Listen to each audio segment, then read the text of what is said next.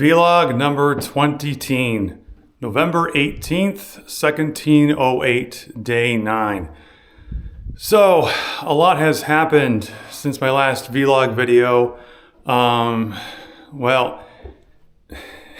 Video was quite some time ago. It was like almost a week ago. And a lot of things happened because, let's see, I had a hard time sleeping for some reason. I just kept waking up all night. So there was that. Then I had some food that made me feel pretty bad and screwed up my connection with my higher self. So I had to recover from that. I'm still in recovery mode for that also. So at least I'm in a good enough spot now where I can start talking. And I want to make a video about what I've been thinking about yesterday and the moment. And this is in regards to the so-called God in the Bible. And there's already videos out there about this. Graham Hancock did one. But I wanted to throw my 2 cents in and talk about the gods in the Bible. It's actually plural. And I've been reading a book by, hopefully I won't butcher his name, Mauro Biglino.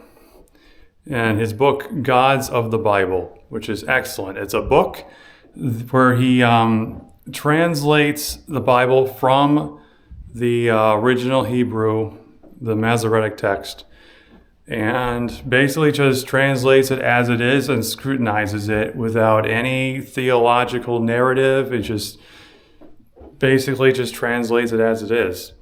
And what it shows is the translators throughout the past 2,000 years definitely had some kind of narrative when they made this, because what it's talking about here is not even close to the English translation that we know. There's a few examples I can talk about on the top of my head. For instance, when I think it was Elijah, when he was when he was sent to walk with God, for instance, the actual Hebrew words were Ha Elohim. And the ha is actually the, and for some reason this was not taken into account during the English translation. So it should read either he walked with the God, or since the author believes that the word Elohim should be pluralistic, it should say he walked with the gods. Which means that clearly we're not talking about the one infinite creator here, which is the sublime intelligence that permeates through things and works through people. So obviously we're not talking about the one infinite creator here. We're instead talking about a group of people who consider themselves to be gods, and perhaps a few of them have fooled humankind into thinking that they are actually God. So that appears to be what's been going on with humanity for thousands of years, sadly. And there's many other examples. For instance, all the words for the giants, such as Anakim, Emim, for fame, they all have to do with giants. And there's also a connection with Nephilim in particular. Not only does it translate as giants in the Septuagint or the Greek version, but if you take the Aramaic root of the word, which is Nephilah, it's actually another name for the constellation of Orion. And this is highly significant because Orion not only has to do with the alignment of the pyramids, because the pyramids were aligned with Orion, but this has a huge connection with Sumerian literature. Anybody who has read Sitchin's books already know what I'm going to say here, and that is about the Annunaki and the home planet of Nibiru, which comes from the direction of the constellation Orion. And Annunaki is translated roughly, if I recall this right, those from heaven to earth came. So I think that alone shows that the Bible is essentially taking a lot of information from the old Sumerian epics, recycling quite a bit of it. Yet another example, the story of Noah is essentially mirrored as this, with the Great Flood, is the epic of Sisudra, which was his name in Sumerian. It's essentially the same story. Details are a little bit different, but it's basically the same thing. The Bible just takes that information and then fools people into thinking that the God that's talked about is actually the one infinite creator, but it's really not. And it's just some Annunaki giant that's just fooling humanity into praying and worshiping them, which gets to the second point in my video here. When you're doing that, if you're worshiping a God, or somebody who's pretending to be God like that, and then people think they're God, all their prayers and stuff, it's going to be directed towards this so-called God, okay? And that has huge consequences for the human race in general. Now, there's about 4.3 billion practitioners of the Abrahamic faiths. 4.3 billion people. That's like half of humanity.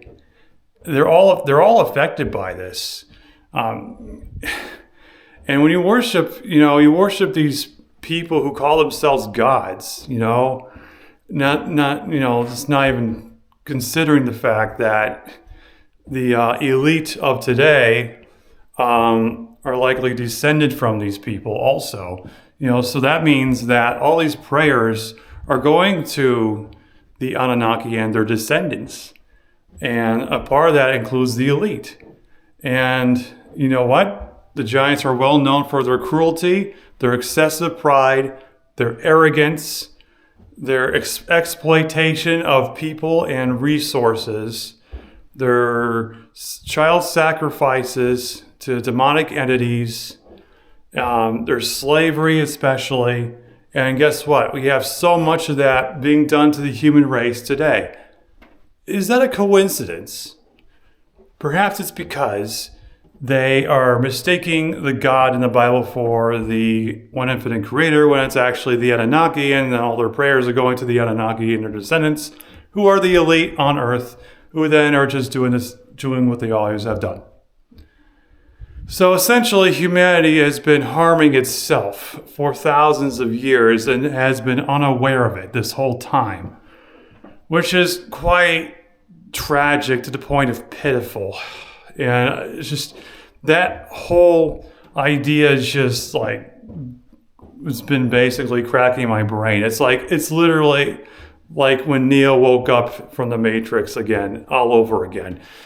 And it's like just seeing billions of people just having this archetype in their unconscious mind about who God is, according to the Bible, and it's just like, holy crap. They have no idea what they're doing to the world. They have no idea that they're praying to this Annunaki race that only cares about, slavery of mankind. And they actually are basically self-sabotaging themselves by praying to these people. And they don't have the awareness of this.